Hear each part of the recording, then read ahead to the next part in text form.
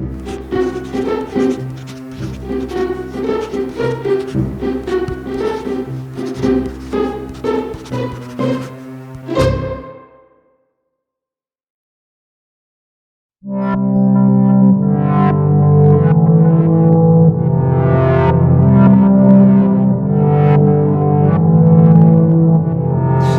up? How's it going? I'm Enrique, and this is Easy Things to Draw. Hope you guys are having a good day. I'm having a very good day.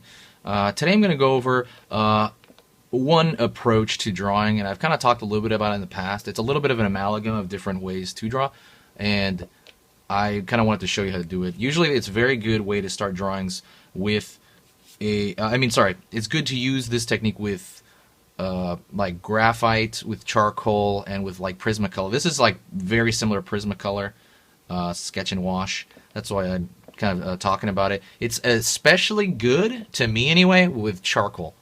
Very, very good. Let me go over really quick. Also, this is going to be kind of an intermediate technique, so if you're lost, I'm sorry, but if you're new, maybe it will, kind of just show you there's different ways, drawing. So if you go over the videos of how to draw a head on this page, like if you go to, the stuff that I do, I tend to teach it very constructually because I think that's kind of what you need toward the start. You know what I mean? Like divide the head into thirds.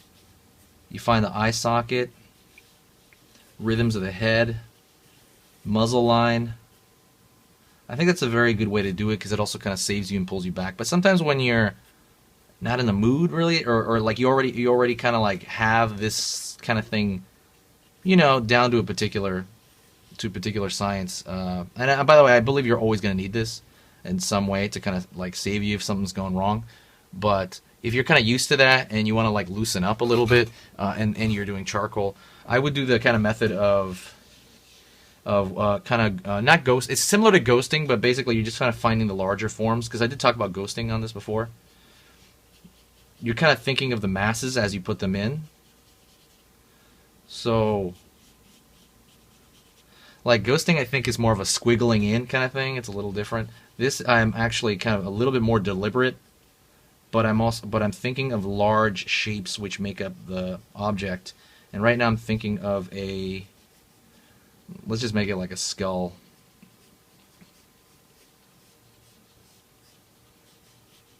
Let's make it a skull right now.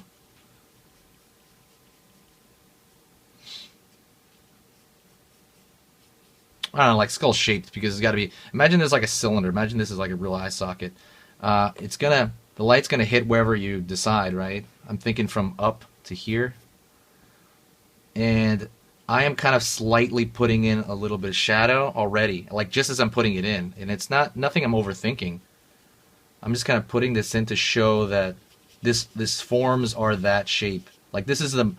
If you look at this, there's a roundness of that tooth cylinder, right? There's a kind of a roundness of that area.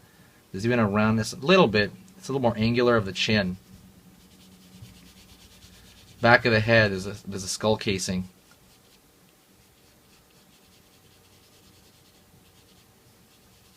Slight roundness on the forehead. I mean, usually it's convex, though. Right here, it's the same thing, convex to the top. Kind of some roundness over here. The thing is, this is different than finding the darks, and I've talked about that. I believe I've talked about that. What I want to do is make a more elaborate video, maybe like an enzyme art style video, and put it here, of every type of approach that I mean, obviously there's many kinds of, but I mean the very broad stroked, different kinds of approaches. Excuse me. Sorry about that. Getting over I don't know what, like a cough. But that's what I'm saying. I hope that kind of makes sense. Kind of like, it's after I've learned this structural stuff, sometimes I'll start portraits like this, or objects that I know like the back of my hand. I'll start them like that, because I find it easier already. Like, I'm like, okay, I already have the 3D-ness in my head. I already have that thinking 3D feel in my mind, and I'm putting it down first.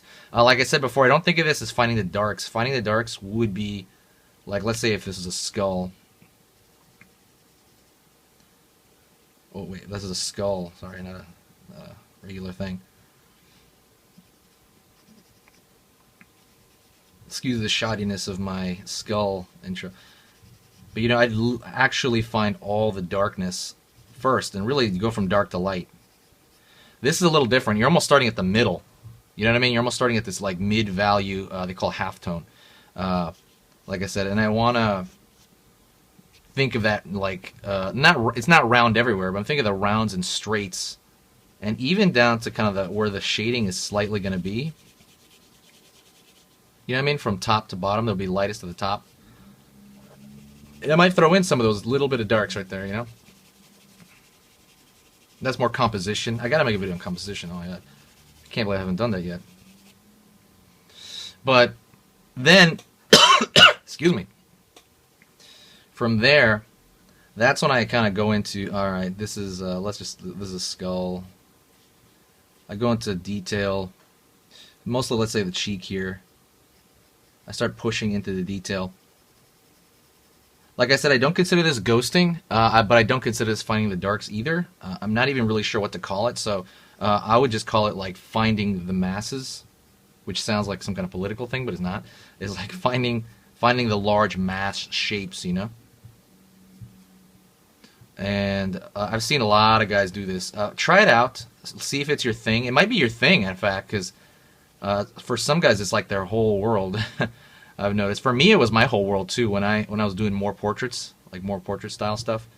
So like generally, like when I talked about, let me quickly talk about this. I use this approach mostly for portraits because I know that the facial structure, like the back of my hand, kind of, you know what I mean? Obviously, you know, you're always gonna get rusty if you don't do it for a while, but I tend to start my portraits like that, finding that mid-tone, you know, that kind of thing. This one, for the darks, I tend to use it for, if the picture is going to be really dark and I know it, at the end, I'll really kind of use the dark shapes, you know. You see stuff like that with Mike Mignola's drawing, you know what I mean? He does that with Hellboy. And then this one is when I use this for kind of designing. This will always save me, right? Structure will always save you. You're never not going to really ditch this structure part, you know? You'll just have it in your head and you'll need it to save you if something goes wrong, where you're like, something looks weird, what's wrong with that? So you kind of go back to your structure. But I tend to start head drawings if they're like alien or something with this approach. For me, right now, currently, you know? If I'm designing something specific, like he's about to have a hole in his head, or it's a very like specific look, or he's gonna be an old guy, I tend to start with a very structured approach. But if it's like a portrait of like just a typical person, I'll start this way. These are just the way I use it. You don't have to use it that way. This is just the way I use it. That's it. So take that for what it's worth, if it's worth anything. Thanks a lot, guys. I appreciate it. That's pretty much the end of the video. Two announcements, okay? Number one, I'm coming out with a program called the 22 Steps to Becoming a Better Artist, and that is all about kind of the practices and principles that you use to kind of apply to your art stuff. You know, like, for example, you know, like, say, well, I mean, for example, like, how not to go crazy when you're drawing, or how do you, like, organize your time when you're drawing, right? Like, how do you organize your time? There's not enough hours in the day, you know, yet there's people doing it. You know, there's people doing it all the time, you know, like, I mean, I'm okay at it. I'm pretty decent at it, actually.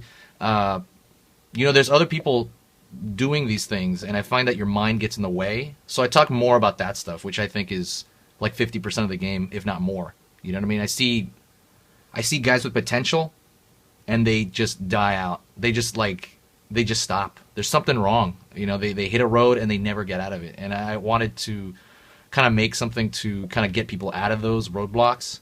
Some of my closest friends draw really well, but they're not, you know, they're not pros. They're not even at the level of pros. I don't know why, because it sums up with their mind. They don't practice enough. They don't, you know, they don't know how to practice sometimes, you know. How do you organize it? So I wanted to make a program about that. If you want, that program's not out yet, but if you want info on it, I'm going to put a link on the screen. Click on that link, and I'm going to send you an email when it's done. You know, just put your email address. I'll send it to you when it's done. I'm not going to spam. I don't even use this thing on it. I don't even really send people emails very much at all, you know, but I will send a couple when it's out, you know. So I would say sign up for that, and I'll send you an email. Also, the other announcement is I have a tool called the Armadillo. I don't have it because it's in my bag right now, and I'm too lazy to get it out, but it is a pencil wristband that we sell on this channel. It's been selling for 2 years. Great. Awesome. All that money from those wristbands goes back into this channel, to intros, into microphones, fixing this kind of, you know, fixing things, editing. It all goes into that. So check out the wristbands because they're amazingly good. And I'm not just saying that because I'm one of the people that came up with it. It's something that I use all the time, and it's kind of like a nerd tool. I'll be honest. That's like for kind of like art. Like I call them, like, for me, I'm an art dork. Like it's more like an art nerd tool, honestly. Like, but I love it. Anyways, thanks a lot, guys. I appreciate you watching, and I will talk to you next time.